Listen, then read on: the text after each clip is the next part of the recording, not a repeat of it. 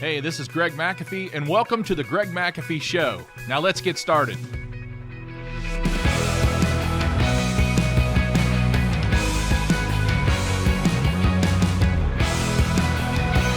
And welcome back to the Greg McAfee Show, where we discuss steps to successful entrepreneurship, how to take your business to new heights, and ultimately follow your dreams. And today we're going to be in part 2 of successful tips for the new year. Now, last week we talked a lot about speed, being fast in your company. We talked a lot about that, and I think I got the point across, how important it is to be fast. And like I mentioned last week, this is what we're going to talk about today is being nimble and being bold, but this is not about fast growth. I don't teach that.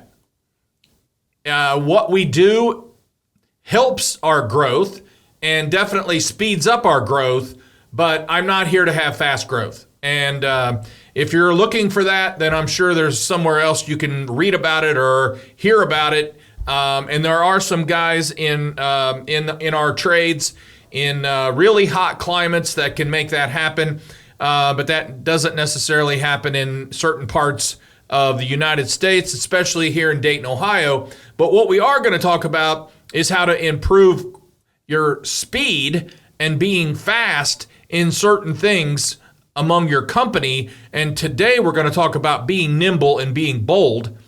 And so nimble is a new buzzword in business. It's just a new buzzword that being nimble is the ability to prepare and see changes ahead of time.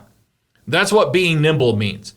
It's the ability to prepare for and see changes ahead of time.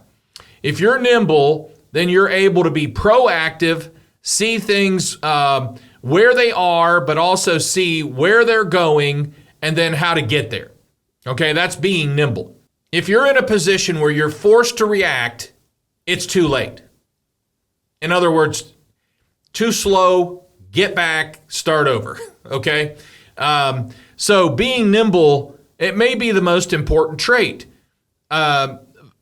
Being fast is extremely important in business, but being nimble is a very important trait.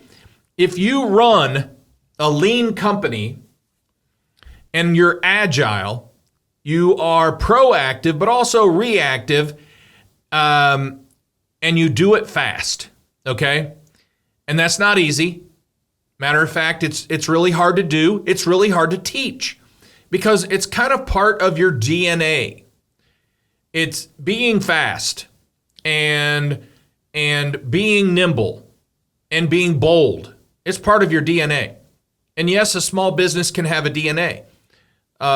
Your small business can have a culture. It's how everything is done within that business. So why is it that startups with no money, very little money, end up being companies that change the world, while large companies with all the money and all the resources in the world continue doing things the way they've always done them until they either get bought out or they dissolve? And let me give you some ideas. Who at one time was the largest retail store in the world. Not just in the United States, in the world. Sears. You see many Sears stores today? Okay, what happened to Sears? They were on track. They dominated the retail world. They were the largest. They were the best. What happened to them? How about Blockbuster? How about Radio Shack? How about Polaroid?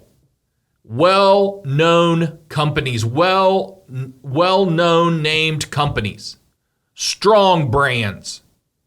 They're no longer around. You say, you can buy a Polaroid camera today, Greg. Yeah, it's been bought. The name's been bought, but Polaroid's history. Polaroid didn't stay up with the changes, and neither did Sears, and neither did Blockbuster, and neither did Radio Shack. So, with the right leadership, a lean small business, which I call a scrappy company. They're scrappy. You know what I mean? They're just, they know how to get things done, and they have a sense of urgency about them, which we talked about last week. And they can deliver more than what is expected, and they thrive off doing that. And it creates greater loyalty and generates good word-of-mouth marketing. So it's just being scrappy. It's making things happen fast. It's being nimble. It's being bold, which we're going to talk about in a minute. It's just having a sense of urgency to take care of a customer faster than anyone else, or solve a problem faster than anyone else, or learn a hiring process that works better than anyone else. All those types of things. Being nimble is not being a dictator. I want to clear that up, because when you Google what is nimble, it talks about a dictator, and this is not what we're talking about today. But it is being able to get your leadership team together quickly for decision making, and then they empower your staff to make fast decisions on their own. See, that's part of what being nimble is having a leadership team that you can get together quickly and at any time. I got my leadership here on a group text, and I can say, does everybody have time to meet in 5 minutes? And of course, I always get yes, yes, yes, yes, no problem, yes, or give me 10, that's fine, all those types of things. But it's fast. We're making things happen. And we have a quick meeting, and I say, hey, here's what's happening. What do you guys think? Let's get the team involved. Let's get this going, whatever the issue is. But they can empower the staff to make decisions and make them fast.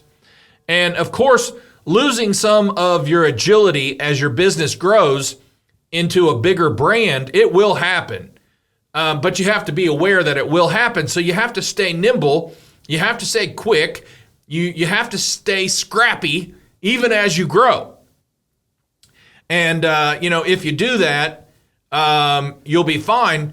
If not, then other small companies are going to come in, some young blood company, I call it, that's also scrappy, and they're going to come in and they're going to be fast, and they're going to affect you just like NetX affected Blockbuster, or just like Amazon affected Sears and Radio Shack. Okay? All right. You see, I was one of those young blood companies at one time, so I get it. And I'd like to still think I am. I am not done being scrappy. After 33 years, I consider myself a scrappy individual. And I hope you are too. The ones that start up and grow real slow, little do they know, little do the competition know. When Greg McAfee came on board in his little Ford Ranger truck with no air conditioning and $274, little did they know that I was strategizing to, dominate one day. You know why? Because I wanted to take care of customers better than anyone else.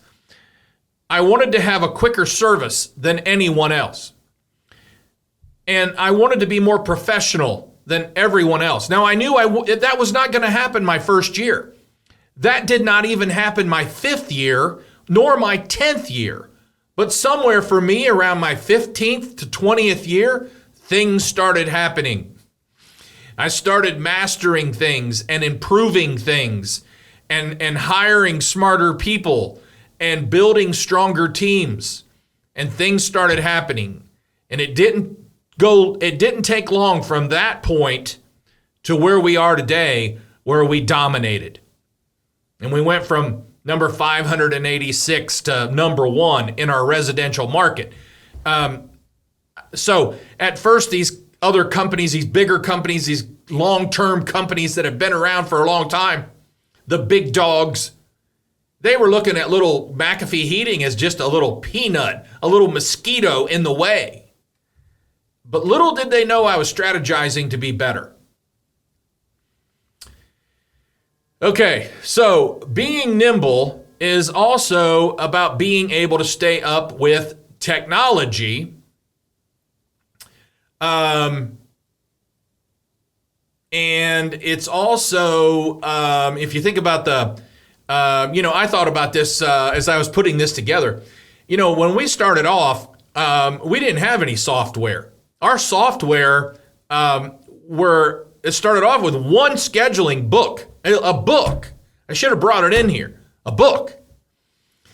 And it had installation and service in the same book. And then we got a little bit bigger and we had an installation book and we had a service book.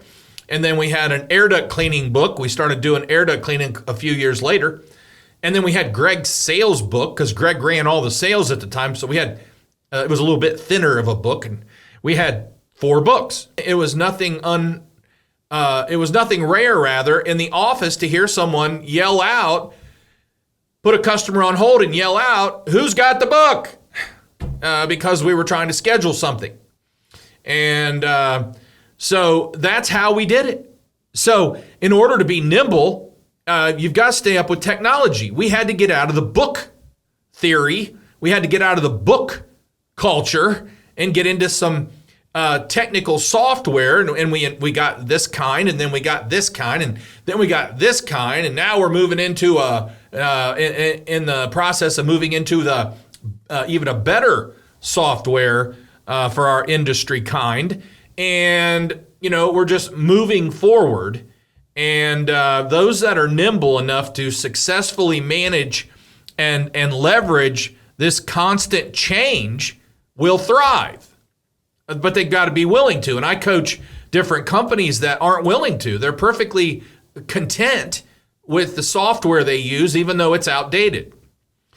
And I'm talking about businesses of all sizes, okay? So what does a nimble leader or company look like? Well, number one, they embrace lifelong learning and enjoy learning and trying to new things in business. So they're constant learners. Let's just put it that way. And of course, they're not afraid to try new things. Number two, they control their debt. They are either no debt or they're either very low debt, but they have freedom. They have freedom to be ready. It's called a sense of readiness for us. I often refer to it as that, and they are not tied to the weight of banks and lenders. That's a miserable feeling for me when I'm tied to a lender. I don't like it, and I haven't been tied to a lender in several years. 6 years we've been 100% debt-free, both personally and business-wise. Okay, number three, they do not fear risk. Like I said earlier, much of it is calculated, but they thrive off of it. They're okay taking a risk. That's what got them where they're at. And they're always moving forward. Number four, they're always moving forward. What is around the next bend? Follow me and I will show you. That's how they think. And number five, they have fast reaction time. Fast reaction time. Customer calls in, says, we need service, fast reaction time. They go on a call. It's a special part they don't have on their truck, but they make a phone call. And for McAfee, we make a phone call in the office. Our purchaser finds it fast, gets it fast, and we get it back to the house the same day. In a perfect world, that's how it should happen, okay? So fast reaction time. Also, lean operations. Let's face it, folks, when you're lean, you're faster. And both physically and business-wise. When you're lean, you're faster. When I graduated Marine Corps boot camp out of Parris Island, I was extremely fast. I was running a 3 mile in somewhere around 17.3 minutes. I was extremely fast. I was lean and I was fast. My business is lean. We have lean. We do more with less. And we're lean and we are fast and we are nimble And that's the way I like it. And that's what we strive for. It's all on purpose. It can't just happen if it's not on purpose. In other words, if we don't push for that and drive for that and set goals for that and have a vision for that, it's not going to happen, folks. It doesn't naturally happen. Let's put it that way. And number 7, they provide room to grow because they see it. Like I said, what's the definition of nimble? Seeing it. Before anyone else. That's even better. And there are other groups and companies that'll say you don't necessarily have to be the first one in. Even if you're in the top 5, that's great. But why? I mean, why not try to be the first one in? Take a risk. Make it happen. We were several times. And I've talked about that on this show. I've talked about it. I've talked about the 8-to-8 same great rate. We were the first one in. I talked about same day install. We were the first one in. Many things that we were the first one in. And it just shakes up the industry a little bit. And they really can't react too fast because they don't know how. They haven't even been thinking about this. We've been thinking about it for years or months, whatever it is. All right, number 8, their rear view mirror is very small and it's only used to learn from, and they are always a step or 2 ahead of the rest. Okay? So they're not looking in their past unless they're learning from it, and then they're always a step ahead than the rest. They're making things happen. They're pushing forward.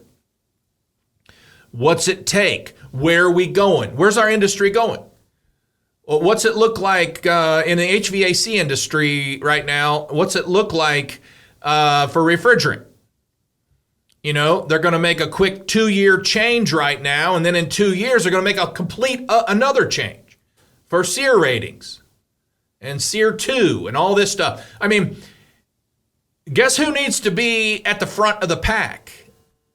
Guess who will be? Okay, so think about this. Ask questions. What's slowing you down? What's causing grief to your customer? Does your customer think working with them is easier or harder than it was 5 years ago? Those are great questions to be asking yourself. You see, Einstein, smartest man in the world, known for, or one of, was known for asking a lot of questions. If you keep asking questions, you'll stay nimble and you'll stay ahead of your competition because you're making decisions that they can't make, because you're asking a lot of questions and you're finding out a lot of information and no one else is thinking about it. They're going through their daily routine, putting out fires and just trying to get by. See, there's huge differences in businesses and how they're ran when you're moving forward and you're fast and you're nimble and you're bold versus just getting by. In other words, we talked about this a couple weeks ago. We talked about just being content to just get by, or what we talked about last week in fast was being content just to compete. And I said, I'm not a good competitor. And the reason I said that is because I want to win. Now, if you compare me, if you want to say other companies go up against McAfee and they know that they're going up against a company. Now, there are some out there that say McAfee's going to lie to you. They're going to be the highest price. They're going to do this. They're going to do that. That doesn't matter to me. Those companies are typically the bottom loser companies to me. That's how we look at them. But you've got a good handful of companies that compete with us that'll say when they go up against McAfee, they know who they're going up against. They know they're going up against quality. They know they're going up against the top dog, and they're going to act like it. Okay, so there's a difference. So in that case, we're good competitors. But we're not good competitors when it comes to winning and getting a job, because I don't want to just compete. We don't want to just compete. We want to win. And that's why our closing ratios are the highest in the industry. And because of that, okay? So that was nimble. We can go on and on and on about that. I think we've already been here about 20 minutes or so, and we're going to move on to being bold, because there's another 15 or 20 minutes of how to be bold or why to be bold. Because the definition of bold in business describes being fearless in the face of danger, but we all need a little fear. And we're going to show you a quick clip from Rocky Balboa movie right now, what Rocky thinks about being a little fearful or a little scared. Let's watch this. Imagine trying to clean this place. No, seriously. My boy. You guys, I'll catch up with you all later, okay? Robert, I want you to hang with me. How you doing, champ? I'm good. Yo, man, there's no reason for neither one of us to get hurt in this fight. I'll do my best to carry you. Make sure you save face. There'll be no embarrassment. But I promise you, if you try to press me, you hit me, you hurt me, you hit me low, cheap shot me, I'll get you out of there. You know, a lot of people come to Vegas to lose. I did. It's already over. Ain't nothing over till it's over. What's that from, the 80s? That's probably in the 70s. Just remember what I said.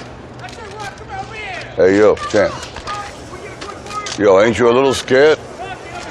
I don't get scared. You know, I think you try a little harder when you're scared. This is what has worked for me. Scared? I ain't scared. Oh, yeah, you ain't scared of me. Come on, let's see what you got. Come on. Hey, don't hit me. Okay, well, I'm a Rocky fan, so I hope you enjoyed that as much as I do. I've used that clip many times. But to be bold means trying harder. It means being innovative and trying something new, even when everyone else in your industry isn't following that same path. Now think about that, folks. Don't be a zombie. Don't just follow people around. You know, do your own thing. If you're bold, if you're bold and you're nimble, you've been thinking about this for a while, do your own thing. You don't have to follow everyone around like a zombie. It's difficult. It takes guts. It takes people who are fast and nimble, like we've talked about. Now, John Miles is a writer for Bold Insights, and he says this: being a bold leader does not mean being bold without a clear vision or direction or purpose. Bold leaders channel their bold ideas, their bold opinions, and their actions to motivate, inspire, and guide others toward a greater good. Okay? So that's what bold is. That's what bold leaders do. They're bold. They get out of the box, the comfort box. They get out. They make things happen. Okay? These types of leaders are desperately needed today, folks. Not only in our government, but in our businesses and in our families, folks. We're losing leadership abilities in families. Kids are being raised without good leadership in a family. So what does a good, bold leader look like? Well, number one, they strive for excellence and they continue improvement, which in a Japanese word for that is called kaizen, always improving. Progress, Progress, is in their DNA. Progress, making things happen. And status quo and contentment is not in their DNA. It's the farthest thing from their DNA. Being okay with status quo is not in that DNA. Number two, they have confidence and they have courage. And that may mean more failure, but they don't stop there. You know, in other words, they fail, they get back up, brush themselves off, and keep going.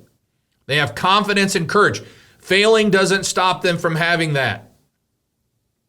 I have failed many times. Many successful leaders have failed many times. They're still in business. They're still thriving. They're still making things happen. They're bold. Number three, they encourage others to take risks and try new things. So it's not all about me. It's about others. pushing them further than they thought they could push themselves. Number 4, they can quit touching the things they shouldn't and delegate to those who can do it better. Okay? I wrote something the other day, some of the best advice I received, and that was some of the best advice was quit touching certain things, delegate and have other people do it. Once I started doing that, it made a world of difference in my business. We got a lot more accomplished and better. Okay? So it made for a stronger team. Number 5, they know who they are and are comfortable in their own skin. I just like that. They don't have to prove themselves to anyone because they know who they are and they're very confident and comfortable in their own skin. They don't have to be like everyone else. Matter of fact, they're probably their own person. They are not threatened by other people with influence. It doesn't bother them. They learn from people like that, but it doesn't bother them. They continue to thrive. Bold leaders are not only accept change, but they also champion change to attain an advantage and success in the change. So like I said, there's changes coming along in our HVAC industry, and some will go out of business because of it. That's a fact. Some will just get through it, and other people are going to be ahead of it and thrive during it. Okay? And then lastly here, they embrace goals beyond profits. They're not just stuck on making money. They know making money comes when they do all these other things right, but they're not stuck on money. That's not what drives them. Does money motivate them? Absolutely, but it's not driving them. So they embrace their goals beyond profits and the bottom line, and they enjoy paying it forward and strengthening their community. They like working with young people. They like showing people how to do things that they didn't think they could do. And as Steve Jobs said, those who are crazy enough to think they can change the world usually do. Okay? How do you change the world? Well, first of all, you change your world. But you got to be crazy enough to think you can. The way I change my world is that I constantly help people get to another level. And if I'm working with children or youth and are talking at a school or a different program where I'm talking at, and I'm talking there and I'm helping someone, I'm going to change a life. I want to change a life, which will help them change a life, which will help them change a life, even if it's in their family or in their church or whatever it is. I help people think different so they can change a life that changes a life that changes a life that eventually changes the world. Okay? Okay, and that's how it's done. So being bold is not easy. It's not. You're stepping out and you're taking a chance. And many people do not like to take a chance because they're afraid of what? Failure. But being bold, you're not afraid of failure. And that doesn't mean you don't have an S on your chest either. There is no S on this chest, okay? But I'm bold enough to try new things. And someone else is bold enough to try new things even if it doesn't work the first time, okay? Now, Jim Rohn said this: the challenge of leadership is to be strong but not rude, to be kind but not weak, to be bold but not be a bully and too cocky, okay? To be thoughtful but not lazy, and be humble but not timid, and to be proud but not arrogant, and to have humor without folly, okay? That's leadership. And like I said, fast, nimble, bold, will get your business to new heights so you can follow your dreams and get to that next level. Okay? I hope part 1, part 2, hope it helps you, helps you think differently. If at any time you have any questions, please feel free to contact me.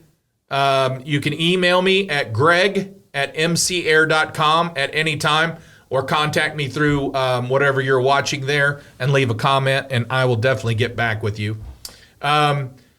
Before we wrap up, if you are watching on YouTube, don't forget to subscribe below, but you can also support this podcast by rating and reviewing on iTunes or your preferred listening platform. Keep listening, and I'll keep challenging you in different ways in business. Don't forget to follow us on Instagram and Facebook at The Greg McAfee Show. No spaces, no underscores. And be sure to tune in next week when we discuss more challenging business, growth, leadership platforms.